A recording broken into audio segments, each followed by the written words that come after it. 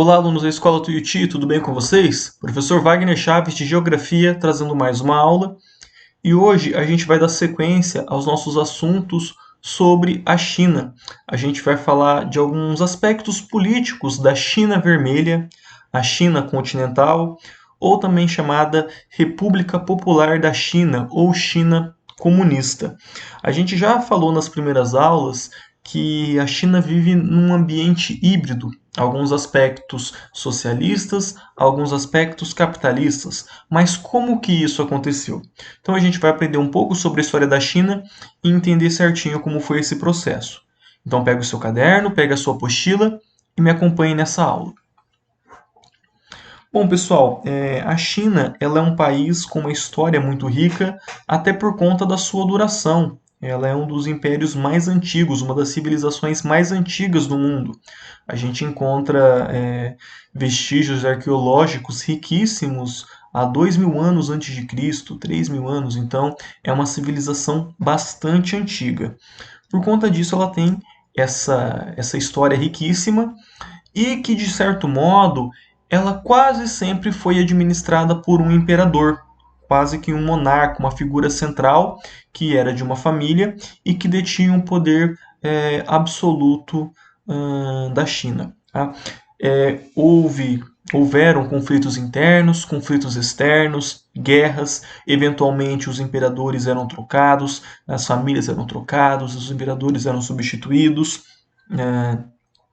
Tem um filme que eu acho que eu já indiquei para vocês, que é Mulan, que parece um filme bobinho da Disney, de animação, mas conta parte dessa luta dos chineses contra os mongóis, a necessidade de fazer, por exemplo, a muralha da China para frear o avanço mongol. E a China ela se consolidou como uma potência na Ásia, historicamente.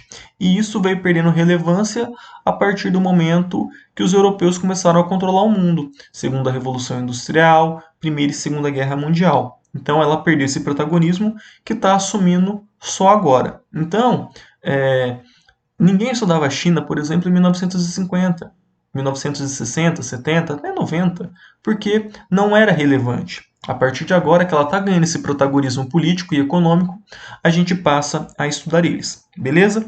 Bom, então, como eu falei, historicamente a China tinha essa figura do imperador, tinha esse sistema político monarquista. Tá? Em 1912, então, cai o último imperador chinês.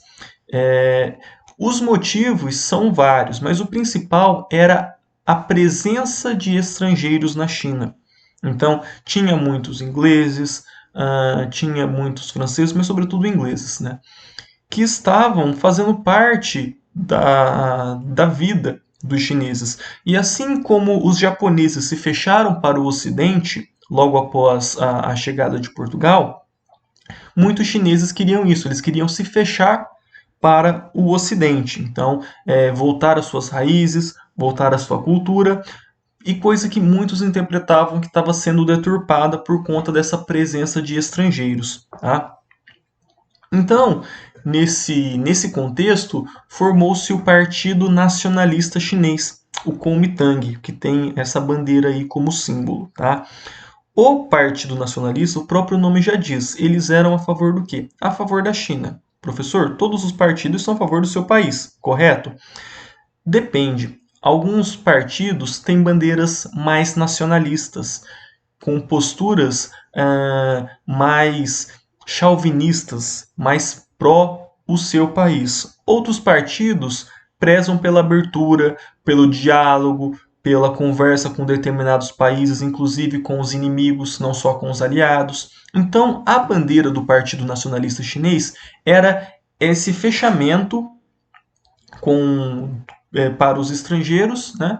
E a volta da cultura chinesa, ou seja, um partido voltado para as necessidades do chinês e não para o comércio externo, por exemplo. Tá? Então, eles derrubaram o último imperador e a partir daí quem assumiu o poder foi o Sun Yat-sen, que era o líder do partido Kuomintang, do Partido Nacionalista. Tá bom?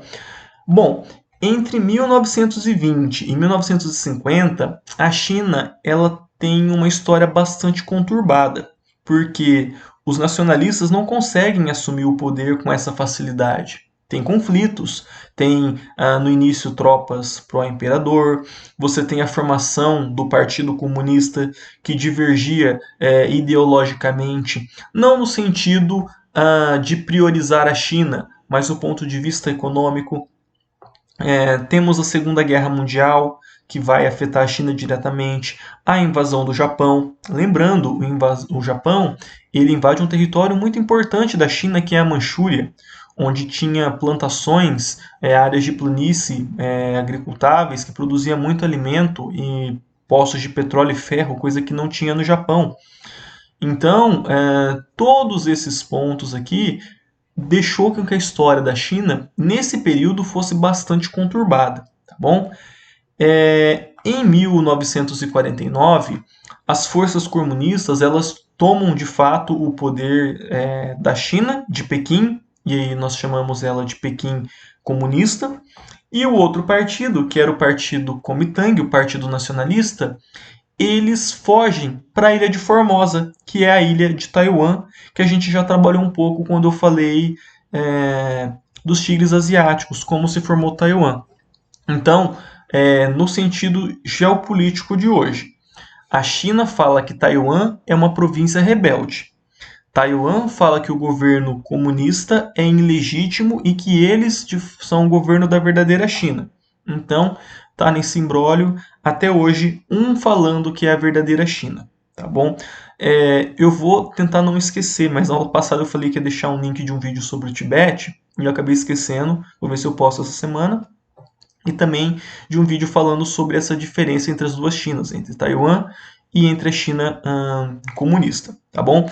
E na China continental, na China comunista, como eu falei, a revolução ela funciona, elas derrubam o poder nacionalista e essa liderança, a liderança desse partido, do Partido Comunista Chinês, vai ser o Mao Tse-tung ou Mao Zedong.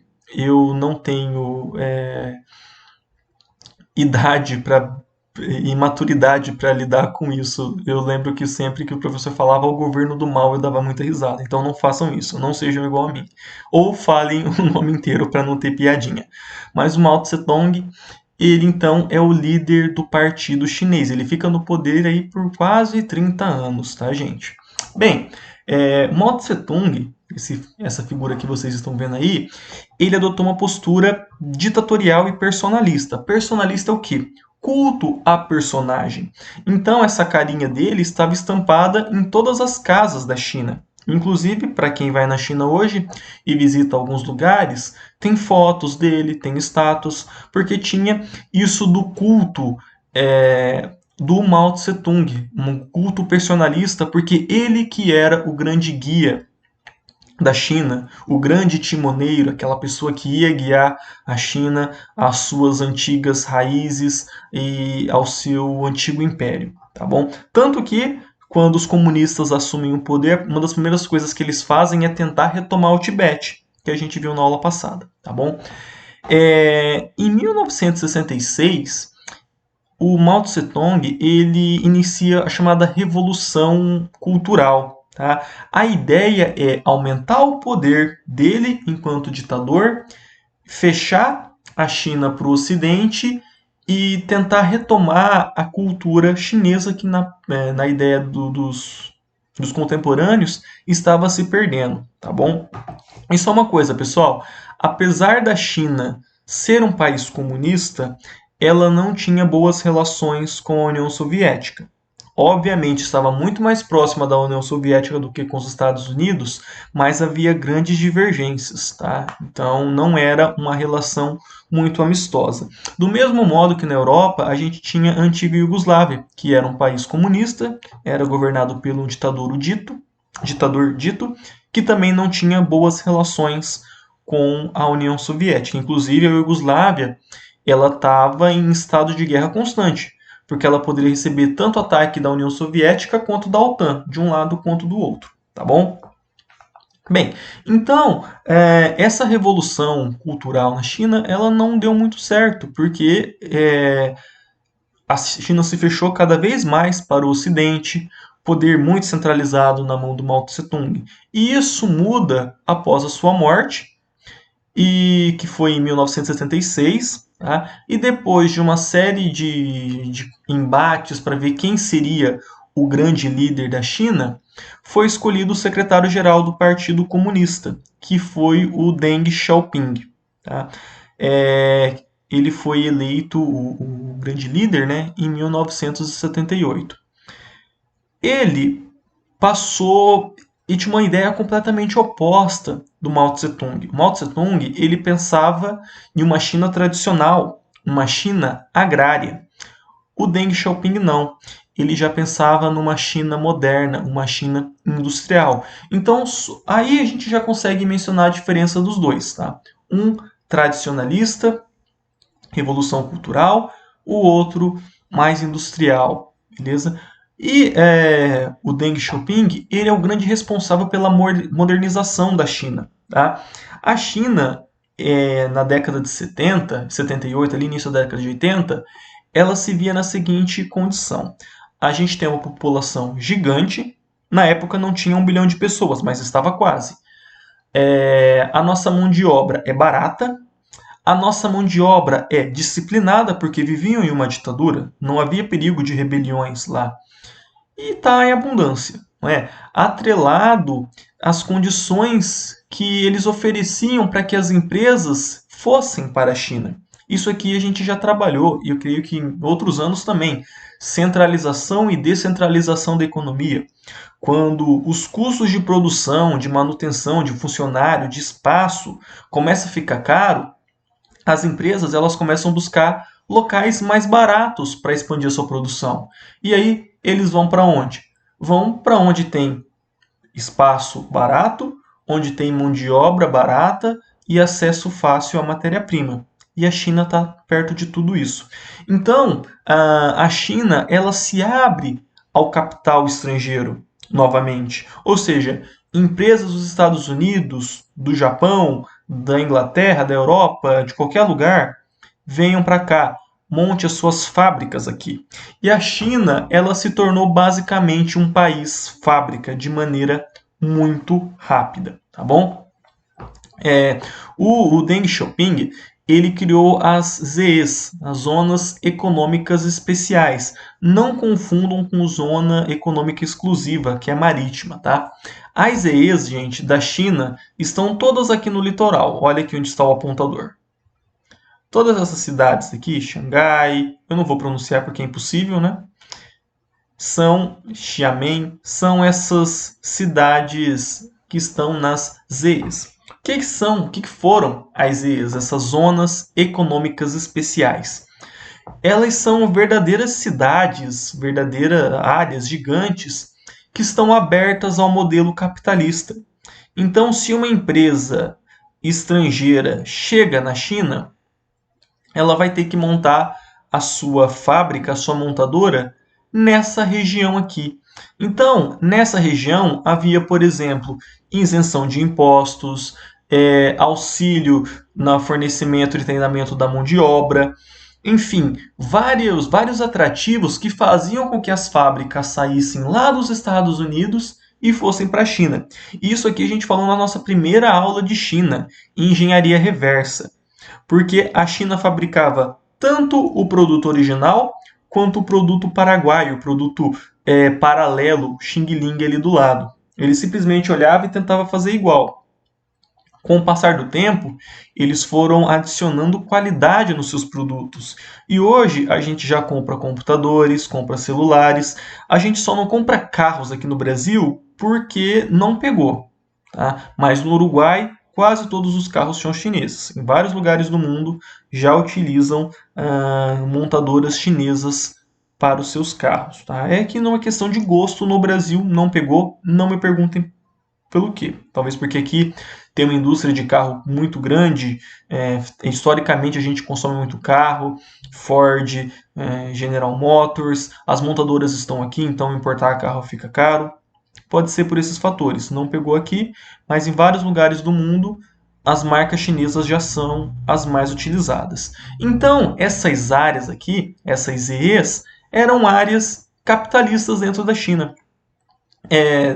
Anos depois, a Rússia vai tentar copiar esse modelo com a perestroika e a glasnost. Não vai dar certo, eles quebram, eles não conseguem fazer essa abertura, mas na China funcionou muito bem. Então, nessa área, nessas zonas econômicas especiais, se forma então esse mundo capitalista dentro da China comunista. Tá? Isso vai dar uma dor de cabeça para a gente que tenta definir o que é a China. É um país comunista? É um país capitalista? Depende de vários pontos de vista. Né? Mas essa abertura, então, permitiu um modelo híbrido, onde a economia é pautada no capitalismo, só que o governo é comunista. E a gente falou isso na aula passada, não, nas primeiras aulas também, né?